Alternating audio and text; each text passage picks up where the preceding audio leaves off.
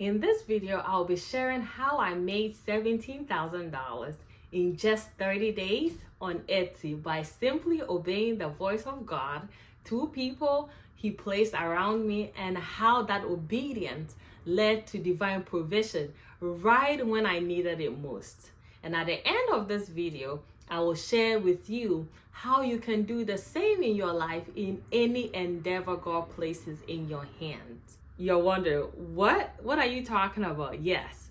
Welcome to Time with Nesi. Thank you for coming back. This is the place where we talk about faith, family, and everything in between. For this is Bueller. So let me tell you the backstory. I know I always have stories. Yeah, I had always been on Etsy for years, selling all natural teas, bridles, anything I could create. If you know me, you know I'm a creator. I love to make stuff.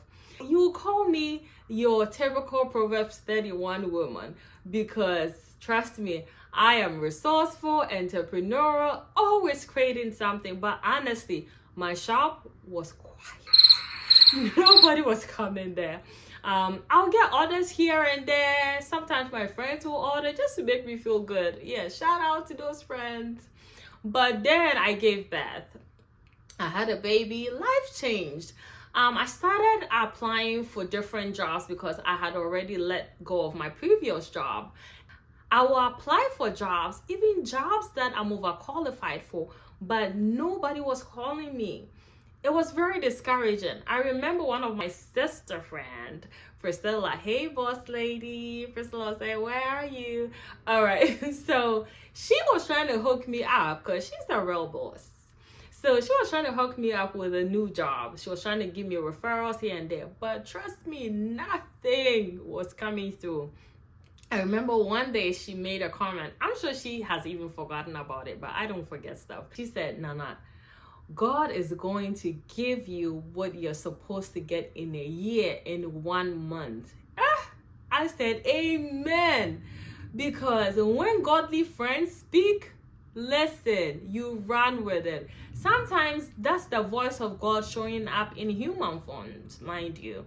Not long after that, my church had a program and we had a prophet come in. And then the prophet gave my husband and I a word. Now listen, the Bible says, do not despise prophecies. That is in 1 Thessalonians 5:20. We didn't take that word lightly. We held on to it and believed it. But let me stop right here. If you are not part of a Bible-believing church, please find one close to you. But if you're in the DMV area, I will be glad to invite you to my church. You will love it over there. Church environment is great because it will give you a sense of reasoning. It will give you a sense of community, and also you will learn a lot about faith. Right after that prophecy, COVID hit. The almighty COVID, it hit. Lockdown, scarcity, confusion. So in those times when everyone was complaining, some people were being positioned for increase, if you didn't know. And I say that because that was me. I was part of those people. My husband mentioned randomly at home when he was watching the news when there was shortage of masks. So he mentioned at random, he said, oh, we need a mask for the house. Can you make masks for us? And I said, oh, okay, I'll make it. I never did. Then probably like a couple of days later, he was like, maybe I'll just go ahead and order some masks and let's just pray we get it as soon as possible because we need to go out and go to the store or something, but we need masks. I was like, okay, just hinting me over there. So I was like, okay, I'll make masks for the house. Mind you, I know how to sew. Proverbs 31 woman. I knew how to sew. That's one of the gifts I learned from my father. So I knew how to sew. So I was like, okay, I'll make some masks for the house. I had some old fabrics, very old. And then I wanted to use some African print. And this man said, no, honey, go to the store and buy new fabrics. Wendy, I was like, I can use the old fabrics. But he was like, no, go to the store, buy new fabrics, fabrics that are more nicer, brighter, appealing. I I was like, okay. So he paid for it. Yes, not my pocket. But I went to the store. I got some daisy fabrics. I got some really nice fabric. Maybe just a little bit, not much. Then I came home. I went ahead and made one mask. Then I tried it on. I even gave it to my husband to try. And I was like, what do you think? He was like, oh, cool. Put it on your Etsy. I was like, really? Like, someone will buy. He said, put on your Etsy. I was like, okay. I put on the Etsy. It was just probably around 7:30-ish. I put on my Etsy, went on about my business. I went to eat dinner. While I was eating, maybe just like an hour later, I heard the Etsy sound. Ching, ching. I was like, what is that? I have never heard it, probably in a long time. So I was like, what is that? I checked my phone. It was Etsy. I was like, oh, I had an order for mask. I was like, what? Hold on. Maybe 5 minutes later, another one. Ching, ching. Another one. Then I started screaming. When you live in my house, you know that when I have good news from my husband, I'll scream. I'll be like, honey. And the moment I said honey, he knew there was something. He was like, what is it? I was like, come and see. Like, I have 10 orders. I was so excited. I couldn't believe myself. So I went ahead that night. I stayed out pretty much part of the night, cut the fabric, made the mask, started sewing it.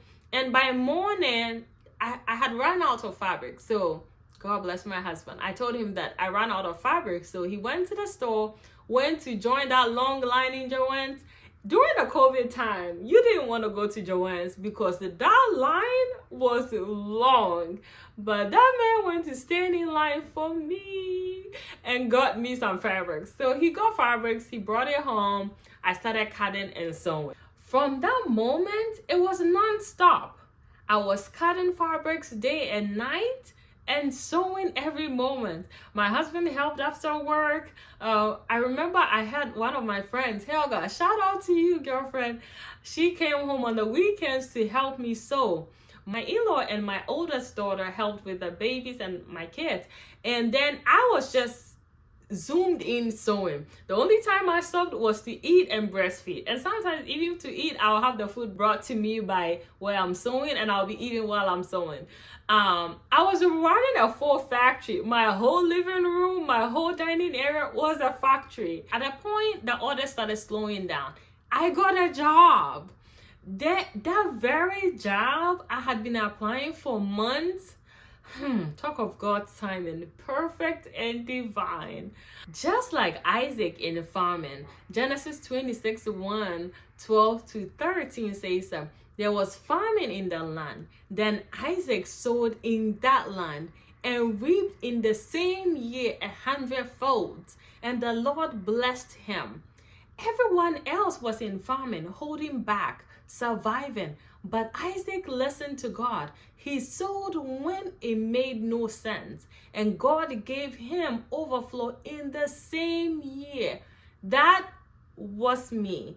In the middle of a global crisis, God used my hands to provide for my home and even blessed others. I blessed a lot of people with masks. I remember people would send me emails that, oh, their mom had cancer, they want a mask customized. I'll customize for free for them. A few people that I knew, I would just bless them with masks because I realized that God had blessed me with this gift. Why not bless other people too? But this is the lesson here. God speaks, and often it's through people. So you have to be sensitive. The second thing is obedience is your access to your overflow. A word won't work unless you work it. The blessing is not tied to the season, but your response to God. Your small skills might be God's chosen tool for your increase. Don't sleep on those small skills because it can take you very far. Just like Isaac sowed in famine, trust God. And even when it doesn't make sense, take that leap.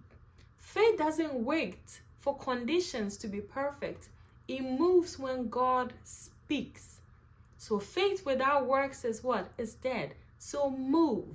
Ephesians 3:20 says that now to him who is able to do exceedingly abundantly above all that we can ask or think. He did it for me. He can do it for you too. So ask yourself, what has God placed in your hands? What is in your hand? That widow says that I have nothing in my home. Said to the prophet, oh, I have a bottle of oil. Yes, what do you have in your home? Who has he used to speak to your life? Are you listening or are you hesitating? Your obedience could unlock the miracle you've been praying for, whether it's business, an idea, a connection, a word. Move when God says move. Even this video might be speaking to you. Make that move. If this blessed you, make sure you share it with someone. Comment below and of course subscribe, because your season of 30-day miracles might be closer than you think. Thank you for watching this video and make sure you come back again. See you in the next one. Bye.